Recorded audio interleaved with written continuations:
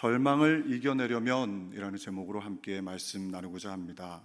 부산에 오니까 가장 먼저 눈에 띈 것이 눈에 탁 트이게 바다가 보이더라고요. 누구에게나 건너가야 할 바다가 있지요. 바다가 늘 잠잠하면 좋겠는데 바다가 늘 잠잠하지 않고 큰 풍랑이, 비바람이, 어두움이 몰아칠 때가 있지요. 오늘 본문 말씀에 사도 바울이 로마로 가고 있었는데요, 사도 바울이 타고 있었던 배에 큰 풍랑, 유라굴로 풍랑이 몰아닥쳤습니다. 사랑하는 금정교회 우리 성도님들, 여러분들의 삶은 어떻습니까?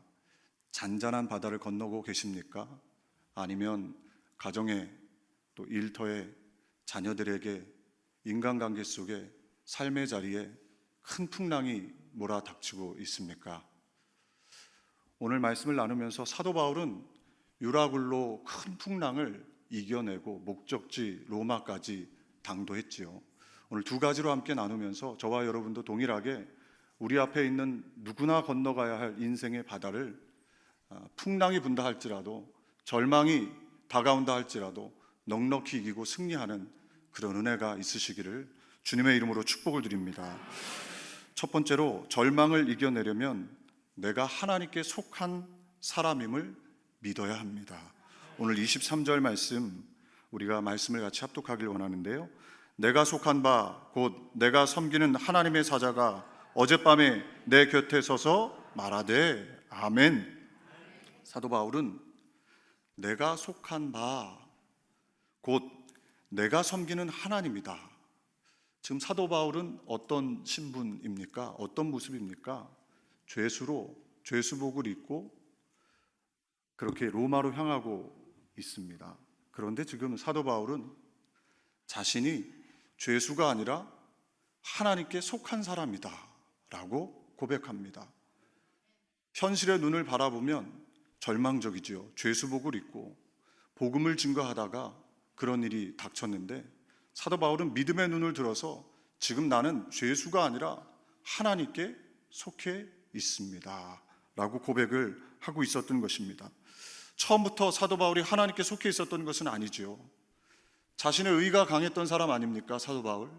그 사도 바울이 봤을 때 예수 그리스도, 나사렛에서 난 예수, 젊은 청년 33세에 십자가에서 죽은 예수, 그가 과연 구세주인가 믿을 수가 없었지요.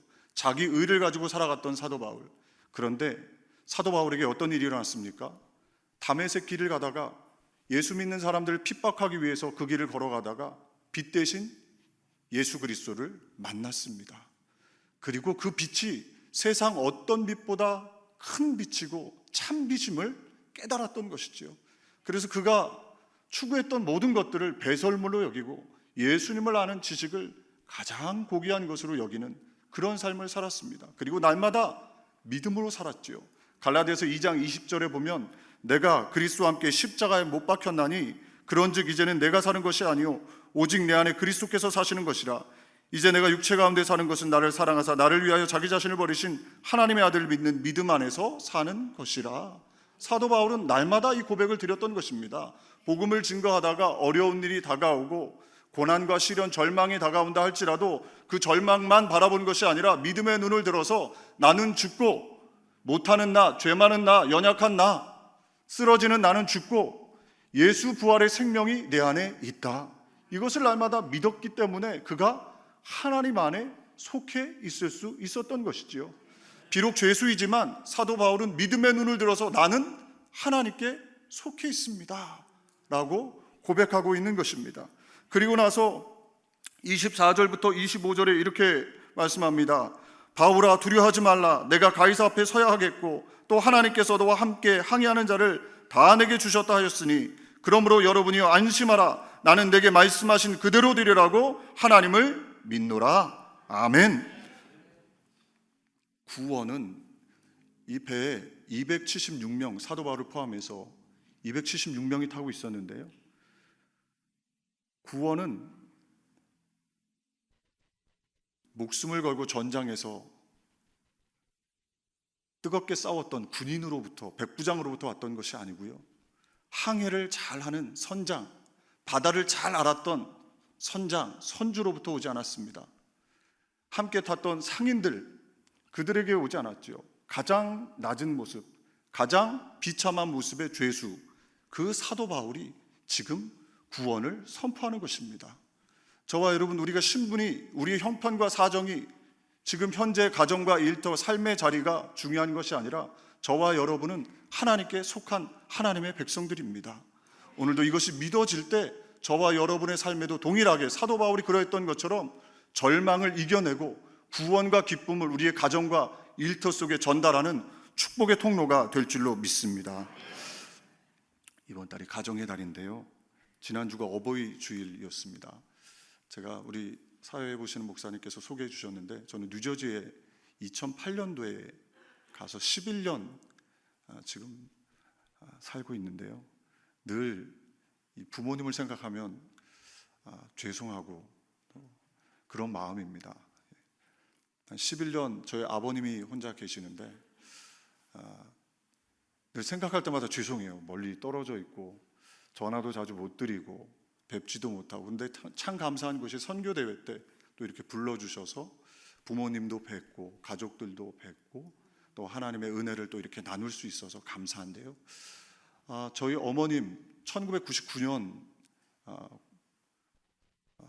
9월 달에 소천하셨습니다. 50대 중반에 소천하셨는데, 저희 어머님 개인의 인생을 되돌아보면 그리 행복한 인생은 아니었습니다. 왜냐하면 저희 아버님하고 중매로 결혼하셨는데요, 저희 조부모님이 아들 욕심이 많으셨어요. 옛날 분들이 좀 그러시잖아요. 아들하면 좀 귀하게 생각하시고. 그래서 자녀들을 낳았는데 첫 번째가 딸, 두 번째가 저희 아버님, 그리고 딸, 그 다음에 쌍둥이 딸. 그래서 일남 구녀를 낳았습니다. 저희 조부모님이 아들을 하나 더 낳으려고 저희 아버님 낳은 다음에 계속 낳은 건데, 결국에는 쌍둥이 딸이 나오니까 이게 아닌가 보다, 하늘의 뜻이 아닌가 보다, 그렇게 포기를 하셨대요. 저희 어머님이 결혼하실 때 저희 아버님이 동생들이 좀 있다고는 얘기를 하셨대요. 조금 있다고. 그래서 조금 있는 줄 알았대요. 근데 결혼해 보니까 동생이 자그만치 8, 그 위로 또 한 명이 계시고, 돌아가실 때까지 조부모님하고 저희 3남매인데요, 저희 3남매 키우시고 동생들도 자녀들처럼 키우시고, 저희 고모랑 막내 고모랑 쌍둥이 고모랑 제가 5살 차이밖에 안 납니다. 그러니까 뭐 어렸을 때 같이 컸죠. 저희 어머님이 그렇게 키우셨어요. 그리고 저희 어머님이 할머님보다 먼저 돌아가셨어요. 개인적으로 보면 그렇게 행복한 인생은 아닌데요, 저희가 다 어떻게 예수 믿게 됐냐면, 저희 어머님이 여러 번 짐을 쌌답니다. 이거 못 살겠다.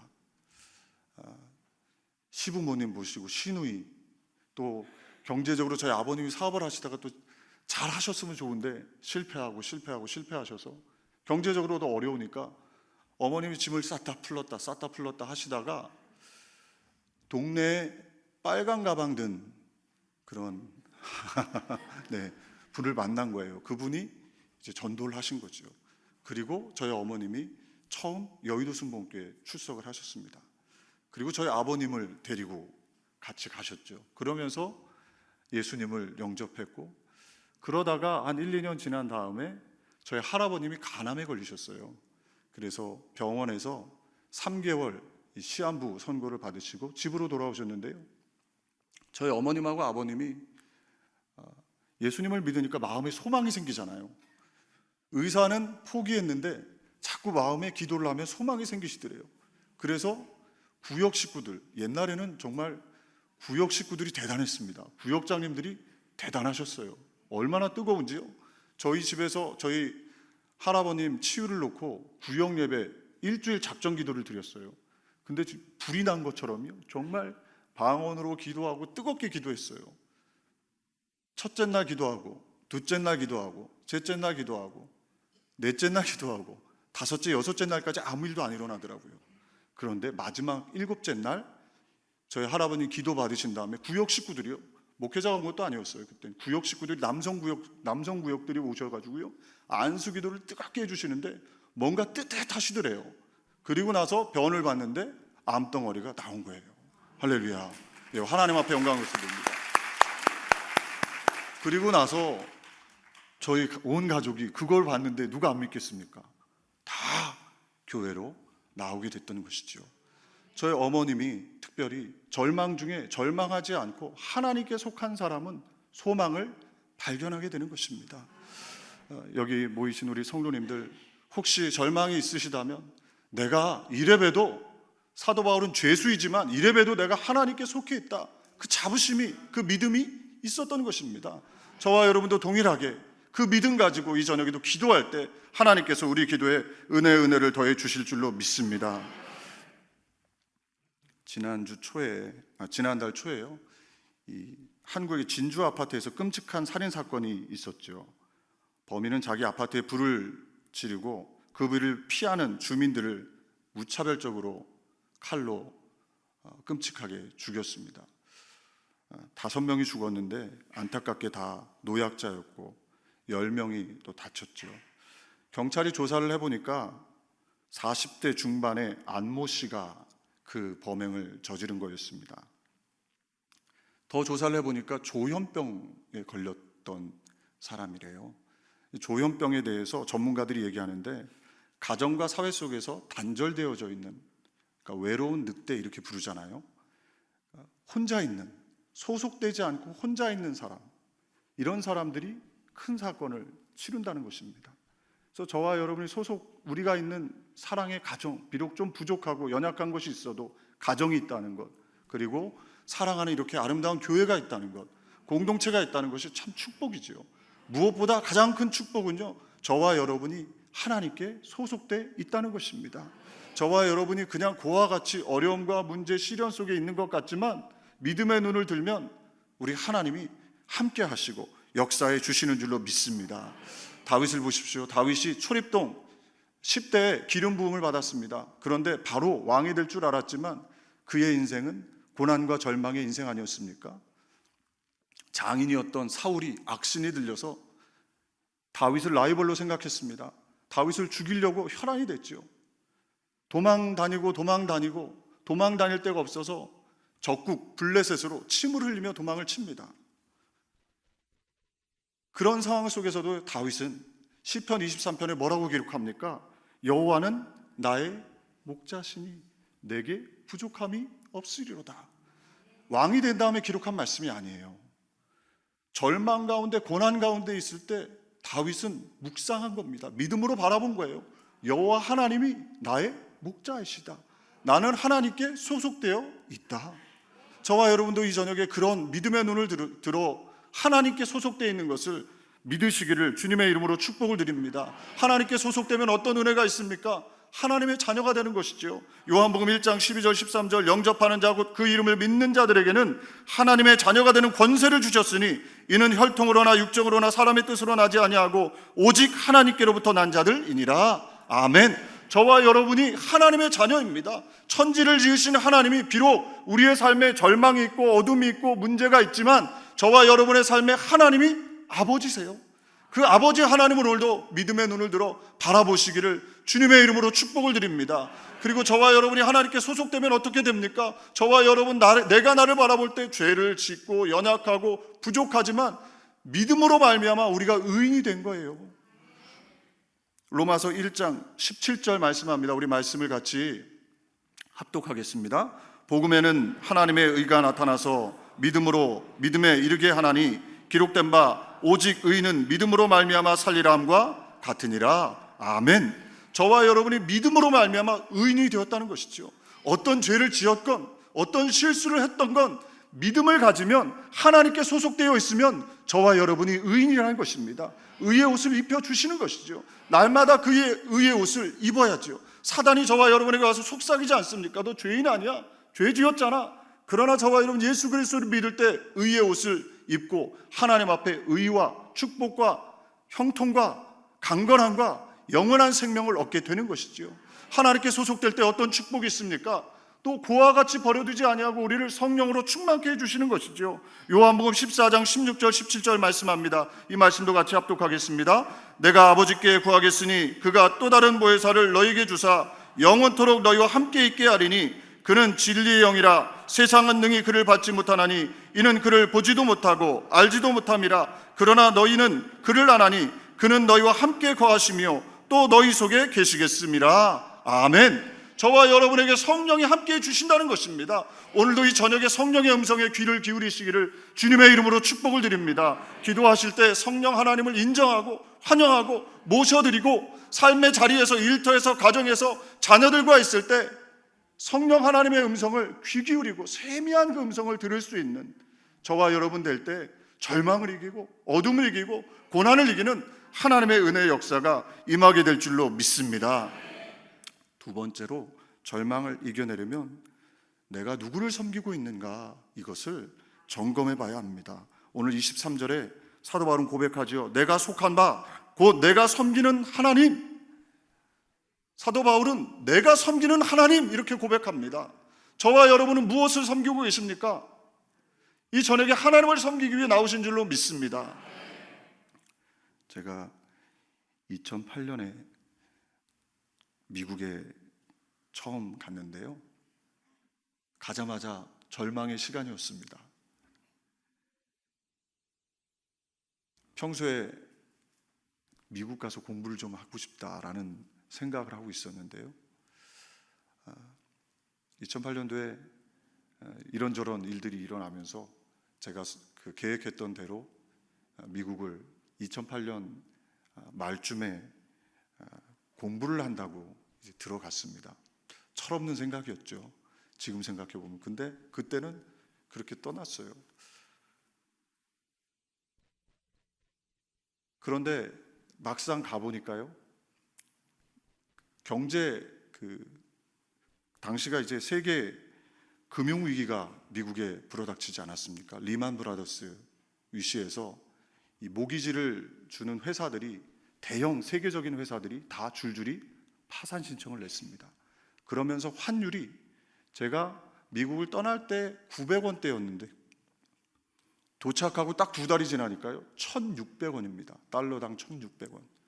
900원 정도로 오랫동안 지속될 줄 알고 계획을 나름대로 좀 세웠습니다. 동생네가 있어서 동생이랑 듀플렉스를 사서 한쪽은 동생이 쓰고 한쪽은 제가 쓰고, 또 동생이 비즈니스를 하니까 같이 이렇게 해서 학교를 다니면 되겠다. 그래서 5년 안에 공부를 열심히 해서 빨리 끝내고 한국을 돌아가야 되겠다. 그렇게 계획을 잡았는데 환율이 뒤바뀌면서, 그리고 경제 불황이 닥치면서 동생네는 론을 얻지를 못하고요, 저는 가져간 돈의 반 정도밖에 가치가 없어지는 거예요. 생각했던 것랑 완전히 달라지는 거죠. 그래서 1년 6개월이 지났는데 가져간 돈이 다 바닥이 났습니다.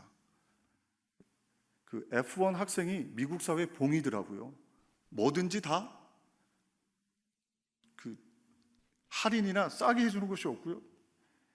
처음에 저는 여기 한국에 있을 때 시큐리티 디파짓 뭐 이런 개념이 전혀 없었어요. 그리고 비자에 대한 개념도 별로 없이 갔습니다. 근데 가보니까 비자에 문제가 생기고 또 여러 가지 어려움들이 생겼던 것이죠. 그러면서 참 많이 울었습니다. 많이 울고 이거 어떻게 해야 되는가. 그리고 1년 6개월이 지나면서 제가 이제 파트 사역을 시작하고 공부만 한다고 생각하고 갔는데 그게 그렇지 않더라고요. 그리고 낮에는 학교 다니고 저녁에는 아르바이트를 또 시작했습니다. 그래서 세탁소 패킹하는 것에서부터 또 어디입니까? 슈퍼마켓에 가서 어카운트 보조를 하고, 또 학교에서 시간 되는 대로 도서관에서 아르바이트를 하고, 그러면서 하루에 4시간 정도를 4년 5년을 그렇게 보냈던 것 같아요. 그러면서 참 차 타고 가면서 또 교회에서 무릎을 꿇고 참 많이 울었습니다. 그때 한국에서 온실의 화초처럼 그렇게 사역을 했던 것 같아요. 그때 울면서 많이 느꼈던 것은요, 내가 하나님을 섬기는 것이 아니었구나. 내가 나를 섬기고 있었구나. 내 욕망을 섬기고 나의 영달을 섬기고 뭔가 내가 높아지기 위해서 그렇게 살았구나라는 것을 그 자리에서 많이 깨달았어요. 가짜였구나. 내가 보기에는 그럴싸해 보이고 사람들한테는 칭찬을 받을지는 모르지만 하나님을 정말로 섬긴 것은 아니었구나 라는 것을 깊이 깨달았습니다. 그래서 그 절망의 시간이 오히려 내가 하나님을 섬겨야 되겠구나, 하나님 앞에 쓰임받는 것이 얼마나 귀하고 소중한 것인가를 다시 한번 깨닫는 그런 시간을 가졌던 것이죠. 그래서 하나님의 은혜로요, 조금씩 길을 열어주셔서 미국 교회 사역을 시작하게 되고 미국 교회에서 영주권을 해주시고 그리고 미국 교회에서 한인교회로 또 파송을 해주셔서 조그맣지만 믿음의 교우들과, 저희 교회는 40대 50대가 거의 다세요. 연세 드신 분들이 몇 가정 많지는 않고요. 그렇게 지금 하나님의 은혜 속에서 목회를 하고 있습니다. 사랑하는 교회 여러분, 어찌하든지 이 저녁에 저와 여러분 누구를 섬기고 있는가를 점검하는 복된 저녁이 되시기를 주님의 이름으로 축복을 드립니다. 지금도 늦지 않았습니다. 내가 다른 것을 섬기고 있다면 하나님 앞에 내려놓고 내가 하나님을 섬기길 원합니다. 사도 바울은 내가 섬기는 하나님이라고 고백합니다. 그러니까 그에게 하나님의 음성이 들려졌던 것이죠. 그리고 그 음성대로 하나님께서는 사도 바울을 위해서 275명의 목숨을 구원해 주십니다.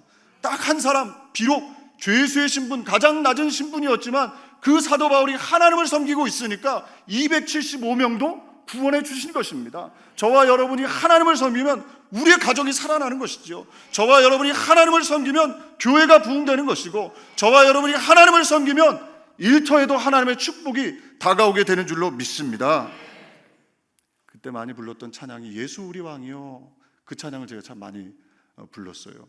예수 우리 왕이요, 그 찬양을 우리가 끝나고 조금 이따 함께 부르기를 원하는데요, 저와 여러분이 내가 왕이 아니라 내가 무엇을 섬기고 있는가를 이 저녁에 다시 한번 내 마음을 점검하시고 하나님 섬기기로 결단하는 저녁 되셔서 하나님의 은혜를 누리시기를 주님의 이름으로 축복을 드립니다.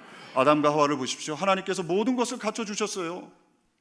창조하시고 복을 주시고 땅에서 충만하라 하셨는데 아담과 하와가 그만 하나님을 섬기지 않고 하나님의 말씀에 불순종하고 자신들을 섬기게 되었던 것이죠. 욕망을 섬기게 되었습니다. 그래서 선악과를 따먹자 어떻게 됐습니까?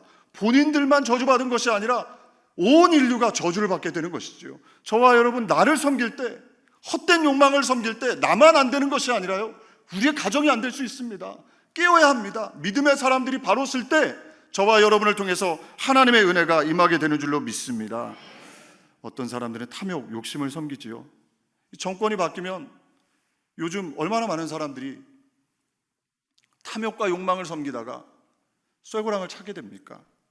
욕심이 잉태한 즉 죄를 낳고 죄가 장성한 즉 사망을 낳느니라.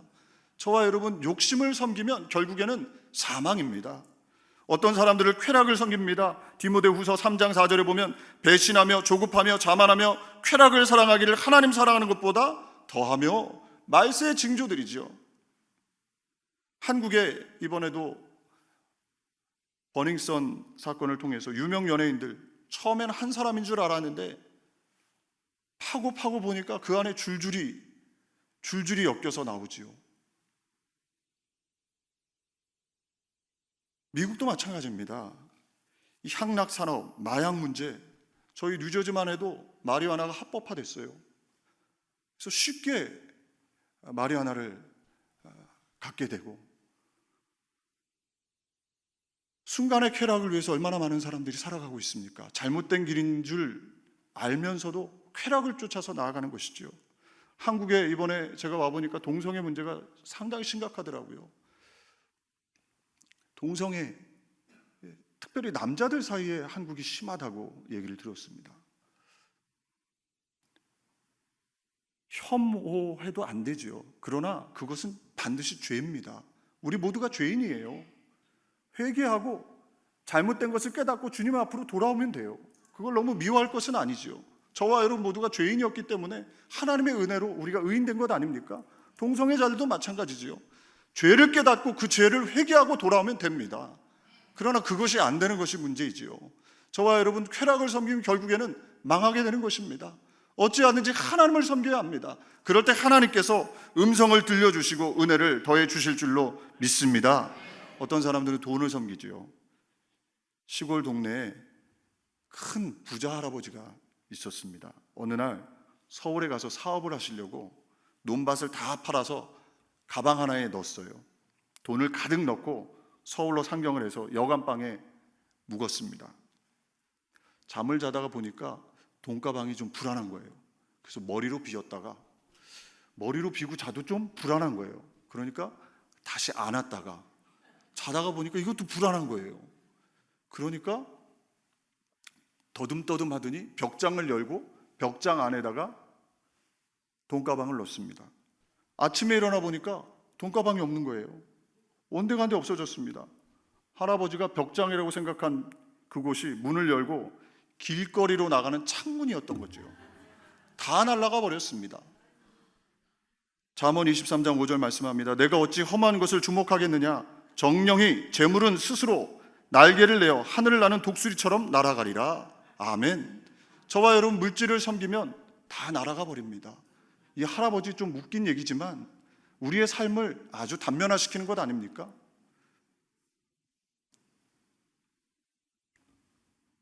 어찌하든지 저와 여러분의 삶에 하나님을 섬기시는 은혜가 있으시기를 주님의 이름으로 축복을 드립니다. 미국은 특별히 자녀를 섬기는 분들이 많아요. 자녀 교육 때문에 이민 오신 분들이 많고요. 그래서 자녀가 왕이에요.